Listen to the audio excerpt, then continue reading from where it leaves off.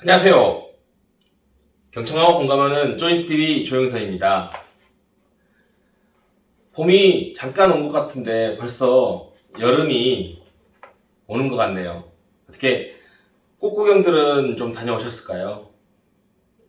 지난 시간에 이어서 고객관리 도구의 실전에 대해서 앞으로 좀 말씀을 드릴 텐데, 이전 영상에서 제가 말씀드린 바와 같이 아주 기본이 되는 것들을 지키지 못할 바에는 앞으로 영상이 큰 도움이 되지 않으실 겁니다. 때문에 본인이 기본이 돼 있는지 스스로 먼저 잘 체크를 해보시고 다음 영상들을 숙지해 나가시면 영업하시는 데 있어서 굉장히 큰 도움이 되리라 생각합니다. 그리고 꼭 보험 영업이 아니더라도 다른 직군의 영업이라도 접목할 수 있는 부분들이 있으니까요. 참고해 보시고 건승을 기원하겠습니다.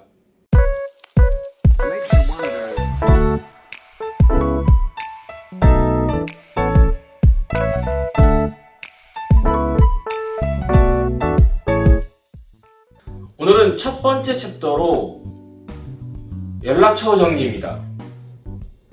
영업은 사람이 하는 일입니다. 그리고 영업의 대상이 되는 것도 사람이죠. 과거에는 고객이 많아진 설계사님들이 본인의 업무량이 많아져서 비서를 채용하는 경우도 많이 있었는데요. 물론 지금도 많이 있겠습니다만은 스마트폰만 잘 활용하신다면 굳이 비서를 채용하지 않아도 많은 업무들이 가능해집니다.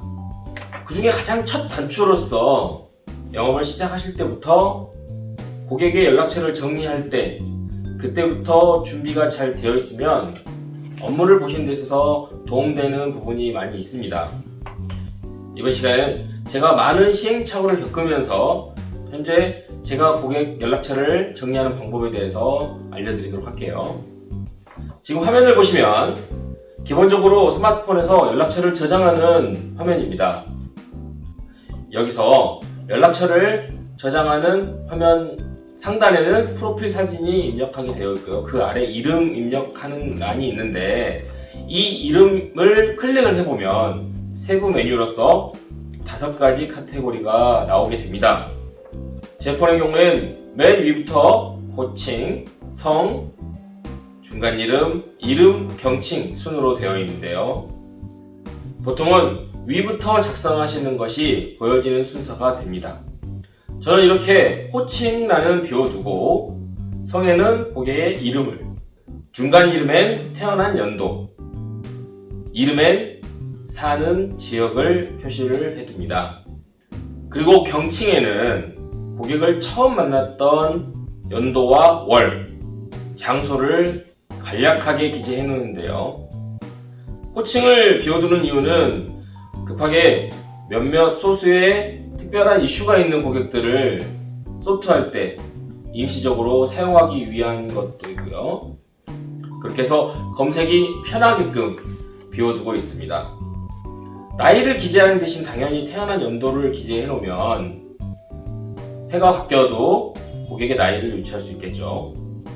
그리고 처음 만난 연월과 장소를 기재해 두시면 고객이 늘어났을 때 나중에 그 고객을 떠올리기가 굉장히 용이해집니다.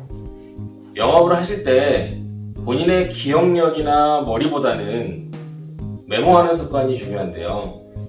또 그렇다고 메모지에 메모를 해두었을 경우에는 분실의 위험성이 있습니다.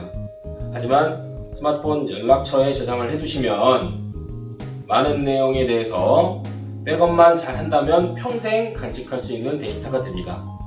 이제 다음으로 연락처 어플에는 굉장히 많은 것들을 저장할 수 있죠. 그 중에서 가장 많이 활용하는 것이 그룹과 메모입니다. 현재 본인의 직종에 따라서 이메일이나 팩스를 더 많이 활용하실 수도 있겠지만은 이 그룹이나 메모가 고객들을 정렬하고 그리고 검색하고 분류하는 데 있어서 굉장히 중요한 역할을 하게 됩니다. 왜 일 잘하시는 분들 중에 책상이나 캐비넷 정리해 놓은 거 보면 굉장히 깔끔하게 일사불란하게 정리가 되어 있는 걸 볼 수 있는데요. 마찬가지로 고객 분류에 있어서도 이 그룹 관리가 잘 되어 있으면 앞으로의 고객관리 툴을 이용하실 때도 굉장히 편리해집니다. 그리고 보시는 바와 같이 한 그룹의 고객 단위를 100명 단위로 끊어주세요. 이는 궁금하시라고 다음 시간에 말씀드리겠습니다. 네, 농담이고요. 간략하게 말씀드리면 한 번에 문자를 보낼 수 있는 총 한도가 100명까지이기 때문에 이렇게 100명 단위로 끊어서 저장을 하고 있습니다. 자, 그럼 고객들을 분류할 때 이 그룹 설정을 어떻게 분류하면 좋을까요? 우선 저의 경우에는 이렇듯 VIP 고객, 그리고 일반 고객, 그리고 제가 이양을 받은 고객, 그리고 상담을 했지만 아직 제 고객이 되지 않은 분들, 이렇게 크게 4가지로 분류하고 있습니다. 혹시라도 이런 분류 방법 외에 더 좋은 방법이 있다고 하면 댓글로 남겨주세요. 댓글을 남겨주신 모든 분들께 제가 쿠폰을 쏘도록 하겠습니다. 여기 제가 이제 그룹 분류를 해놓은 거에 보면 말씀드린 대로 100명 단위로 끊어져 있죠. 그래서 일반 고객분들이 100명이 넘어가면 클라이언트 1, 클라이언트 2 이런 식으로 같은 카테고리에서 1, 2 명칭을 붙여서 분류하고 있습니다. 그리고 맨 아래쪽에 보시면 넌 클라이언트라고 되어 있는데요. 말씀드린 대로 저 상담을 나누었지만 아직 고객이 되지 않은 분들입니다. 이 그룹을 설정해 놓는 것도 굉장히 저에겐 큰 도움이 됐었는데요. 많은 분들이 상담 후에 계약을 하지 않거나 부정적인 답변을 한 고객분들이 있어서 연락처를 삭제한다든지 앞으로는 절대 안 본다든지 이런 케이스들이 간혹 있었는데요. 상담 후에 바로 계약을 체결할 수 있는 분들도 있지만 상황에 따라서 이 설계사가 오래 근무할 사람인지 아니면 지금 당장은 여력이 없어서 다음에 계약을 할 사람인지 이런 차후에 계약할 고객들이 분명히 있습니다. 그래서 이 non-클라이언트의 고객들이 클라이언트로 옮겨가는 작업이 또 영업 활동이겠죠. 그리고 이 일을 오래 하시고자 한다면, 그리고 오래 하시다 보면 분명히 non-클라이언트에서 클라이언트로 많은 분들이 넘어간다는 것을 반드시 알아주셨으면 좋겠습니다. 그리고 그룹 앞에 MONTUEWED 이런 식으로 표시가 되어 있는데 눈치 빠르신 분들은 아시겠지만 네, 맞습니다. 요일 표시입니다. 하루에 보낼 수 있는 또 총 문자 제한 수가 있습니다. 그 수를 넘지 않고 월 보낼 수 있는 숫자를 넘기지 않고 보내기 위해서 이렇게 매주 월요일 보낼 고객, 화요일 보낼 고객, 수요일에 문자를 보낼 고객 이렇게 구분이 되어 있는 거죠. 이 세부 내용에 대해서는 이제 다음에 문자 보내기 챕터에서 스팸 방지 정책에 대해서 또 한번 짚고 넘어가 드리겠습니다. 다음은 메모 기능입니다. 물론 메모장 어플을 별도로 사용하시는 것도 좋겠지만은 그건 또 어플을 실행을 시켜야 되는 좀 번거로움이 있습니다. 이렇듯 간략하고 빨리 확인할 수 있을 만한 내용들은 연락처 어플 중에 메모란에 입력을 해두시면 고객님을 검색할 때 굉장히 빨리 찾아볼 수 있겠죠. 제가 주로 저장하는 내용은 바로 배우자의 성함과 자녀의 이름 그리고 태어난 연도입니다. 간혹 고객분들이 많아지다 보면 서로 배우자 관계인데 이름이 헷갈리거나 배우자인지 서로 모르거나 이렇게 넘어가는 경우도 있습니다. 이런 것들을 방지하고자 배우자 이름을 적어둔다면 한 분을 검색했을 때 배우자까지 같이 검색이 되기 때문에 헷갈릴 일이 줄어듭니다.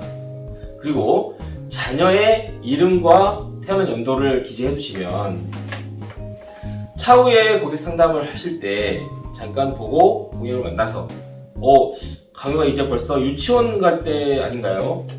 이런 식으로 관심을 표현해 주신다면 고객에게 좀 더 신뢰감과 만족감을 줄 수 있겠죠.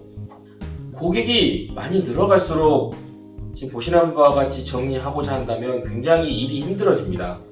저 또한 일을 시작하고 1년이 지나서야 이런 그룹이나 연락처 정리를 하는 바람에 주말을 꼬박 반납하고 정리를 한 경험이 있습니다.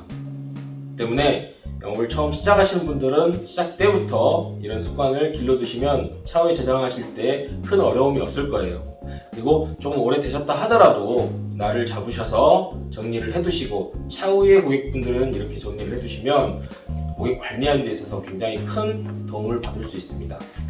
그럼 다음 시간에 고객분들에게 정기적인 문자를 보내는 것에 대해서 말씀드리도록 할게요. 오늘 시청해주셔서 정말 감사합니다. 건강하고 행복하세요.